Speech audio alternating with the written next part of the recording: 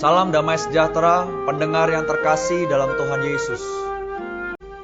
Saudara-saudari yang dikasihi Tuhan, fokus renungan kita hari ini berjudul Batu Penjuru. Firman Tuhan di dalam kitab Lukas, pasal 20 ayat 17 berkata, "Tetapi Yesus memandang mereka dan berkata, 'Jika demikian, apakah arti nas ini? Batu yang dibuang oleh tukang-tukang bangunan telah menjadi batu penjuru.'"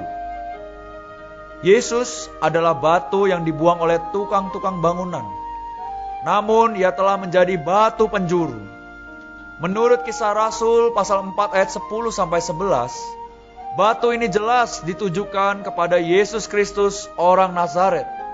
Ia telah mati tersalib, kemudian bangkit dari kematian. Dia itulah batu yang dibuang oleh tukang-tukang bangunan Yahudi.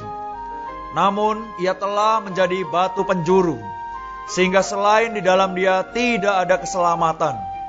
Siapa saja yang membuang dia, bukan hanya berarti membuang juru selamat, tetapi juga membuang batu bangunan, yaitu batu penjuru. Batu penjuru itu menghubungkan sudut dinding sebuah rumah. Di sudut-sudut rumah terdapat batu-batu. Di antaranya ada sebuah yang disebut batu penjuru. Pada zaman kuno, orang-orang Yahudi Palestina membangun rumah sangat mementingkan 3 batu. Batu dasar, batu penjuru, dan batu atap. Seluruh rumah dibangun di atas batu dasar. Keempat penjuru rumah dihubungkan oleh batu penjuru. Dan di atap rumah ada batu atap. Ketiga batu ini menopang dan melindungi segenap rumah. Saudara-saudari yang dikasihi Tuhan, di dalam kitab Yesaya pasal 28 ayat 16, Kristus sebagai batu dasar. Di dalam Zakaria pasal 4 ayat 7, ia sebagai batu atap. Dan dalam Kisah Para Rasul pasal 4 ayat 10-12 mengatakan, ia sebagai batu penjuru. Petrus dalam Kisah Para Rasul pasal 4 tidak saja memberitakan Kristus sebagai juru selamat, lebih-lebih memberitakan Kristus sebagai batu bangunan, batu penjuru yang menghubungkan semua dinding. Petrus mempunyai pengenalan yang sedemikian karena ia mengenal penebusan Allah di dalam Kristus adalah untuk pembangunannya.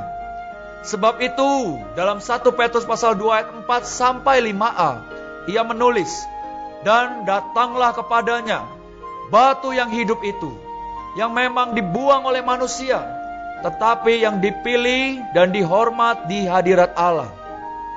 Dan biarlah kamu juga dipergunakan sebagai batu hidup untuk pembangunan suatu rumah rohani." Marilah kita berdoa. Ya Bapa, terima kasih atas firman-Mu. Berkatilah kami lebih banyak datang kepada Tuhan, batu yang hidup itu, sehingga kami diubah dan dipergunakan sebagai batu-batu hidup bagi pembangunan rumah rohani, bagi tempat kediaman Allah. Terima kasih Tuhan Yesus. Dalam nama Tuhan Yesus kami berdoa. Amin. Sekian renungan kita hari ini. Sampai jumpa besok. Tuhan Yesus beserta dengan kita.